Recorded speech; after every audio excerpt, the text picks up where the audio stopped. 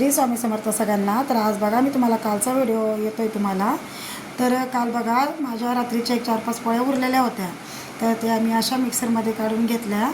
तर कारण काय होऊन जातं ना, आता हे पोळ्यापासून केलेला नाश्ता आहे, शिळ्या पोळ्यापासून।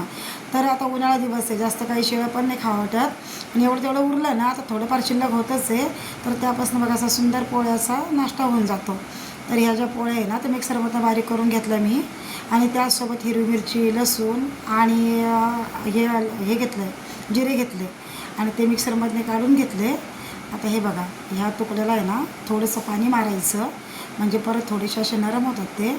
कढईमध्ये तेल टाकलं, त्यामध्ये जिरे मोहरी टाकली। आता ह्या तुकड्यात बघा हळद टाकून घेतली, चवीपुरतं मीठ टाकलं, आता कांदा बारीक कापून टाकला, आणि हे चांगलं लाल झालं का थोडेसे शेंगदाणे टाकायचे। आता बघा असं मस्तपैकी लाल झाले ना, मग चवीला लाल तिखट पण टाकलं मी।